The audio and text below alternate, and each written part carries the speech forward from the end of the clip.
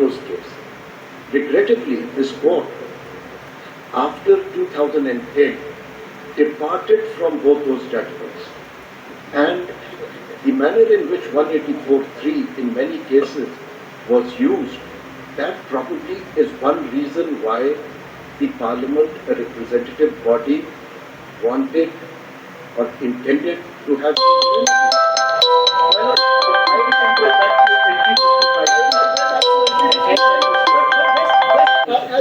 as a brief response to that, two wrongs don't make a right. If this court was wrong, then the Parliament is wrong now, and two wrongs will not make a right. And I'll come back to that. My lord, I'll come back to that. Let me go back to it. So going back to 2055, can I be your voice on the bench? My lord, I'll be so grateful. So what you're trying to say is, just to support you and so that nobody sort of... So what you're trying to say is that 2055 says that there has to be express authorization within the Constitution for enlargement of jurisdiction. And one prime example is, just as Asha had asked a question, prime example is 185(3), which says specifically that you can enlarge the monetary jurisdiction of the Supreme Court. So that is the express provision mentioned. Isn't that the case? Well, so my question then is that if this is what you're saying that it is purely, there has to be express provision in the Constitution, even though I don't understand the under the Constitution, but anyway, let's stick to the by the Constitution. And example would be 185, and perhaps there are some other provisions which would give that express. I'll come to that. But my problem with this is that when we talk about enhancement of jurisdiction, I see that, but I have a problem with the practice and procedure part. The practice and procedure doesn't really flow out of 55, and that kind of makes the word law then redundant in 191, because that law is not finding any support. Even if you say 191 is not enabling provision, then that law must stand alone, must draw some power from some competence from some source.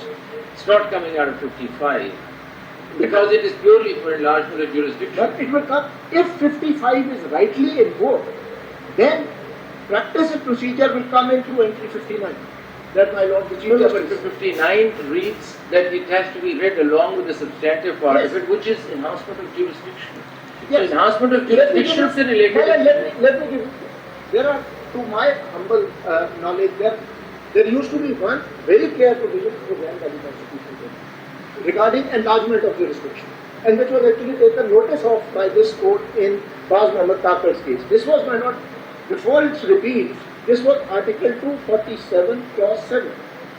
इसका आप page 970 पे पढ़िए ना जरा जी, paragraph पढ़ लीजिए, इसमें बहुत सारी चीजें बाज़ मोहम्मद काफिर वाले केस के अंदर हैं जी। पेज 970 पे पढ़िए, as it has been pointed out, इसमें तो इन्होंने सपोर्ट किया है कि जो है जुरिसडिक्शन को बढ़ाना हो, सप्लीमेंटल करना हो तो कर सकती है पार्लियामेंट। वो रिपील हो गया 247 आप कौन सा हो गया, but the judgement is there, supreme court का अपना जजमेंट तो है ना, वो repeal. Para 37 of Baz Muhammad Kafir, if I can just read this out, Article 247, Clause 7. And now it's been, well, this is the Constitution itself. This was prior to its repeal by the page 967, Para 37. This is PLT 2012 Supreme Court 923, Para 37 at 967. This is one example of enlargement of jurisdiction of the Supreme Court in terms of Article 247, Clause 7, which read, my lord, neither the Supreme Court nor a High Court shall exercise any jurisdiction under the Constitution in relation to a tribal area unless Majlis-e-Shura, Parliament by law otherwise provides. And pursuant to this, an act was promulgated in 1973, and this was taken notice of by this honourable court in. Well, that's one example. The other is, as your lordship mentioned, Article 185 of the Constitution. 185, 2D and E. The express authorizations by the Constitution. 185, 2D and also E. ये page 970 पे supplemental power का भी जिक्र है। Page 970 पे जो paragraph है ना, वो आप पढ़िए, वो डिटेल में। जी जी उसमें ये क्लैरिटी आ जाती है, as it has been pointed out My, here and above. my question is that even for a minute, I'm just something that if you were to leave 55 for a minute, what is really stopping? It's a question of interpretation. What's really stopping us from interpreting 191 to mean that it actually envisaging a law for practice and procedure? It is the enabling provision. Suppose if we go in that direction, what comes in our way? That sort of solves a lot of mystery also. It is saying that the Constitution is envisaging that there is, Constitution could provide for practice and procedure, some law could provide for practice and procedure, and the Supreme Court can its rules provide for procedure.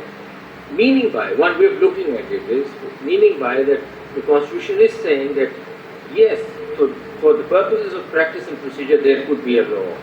So 191 could be read as an enabling provision. If that is read as an enabling provision, then it sort of solves. Well, with all due respect, in my opinion, it can't be read as an enabling provision. It is a limitation, and the limitation that it imposes on the Supreme Court's power is not limited to practice and procedure.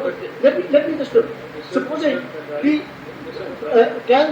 Supreme Court rules cannot say that in adjudicating our appeals regarding contractual issues, we will not take into account the contract. My problem is that suppose there were no rules made by the Supreme Court.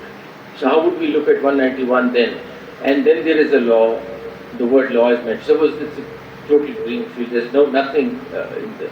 So then a law could be there to regulate the practice and procedure. If the Supreme Court decides not to make the rules for a minute, then the source could be law itself. So then to call it limiting would be... Could it be provincial law also? The law will include... Considering that it relates to, that's another issue with Entry 58, that what does relate to federation mean? So if it relates to federation, perhaps it's a federal law that we're talking about or not, that's another question that I want to... The problem is, as I said, there is a structural limitation on the word law in Article 191. You can't read it. Shoresh Kashmiri's case, PLD 69, Supreme Court 14 said, law is very broad. But here you will not include provincial law. You will, in my humble opinion, you will not include ordinances because ordinances are executive acts. If you allow, if I can just finish this, if you allow ordinances and rules which are law to be read into law in Article 191, what happens to 175(3)? Judiciary has to be separate from the executive. How can you allow the executive to make rules for practice and procedure of the Supreme Court? So the word law in 191 has inbuilt limitations. I concede that it will include Act of Parliament, but in certain limited circumstances. Only when Entry 55's conditions are met. Your answer to the issue is that you would come through 55, you would come up with a law relating to enhancement, which is specifically provided, and in that law, you could then ancillary provide for practice and procedure. That's my reading. That's the only way That's the only way. But then those provisions would relate to the enlargement part, not anything more. Not anything. And that's why I say it's a very restricted power. Well, sorry.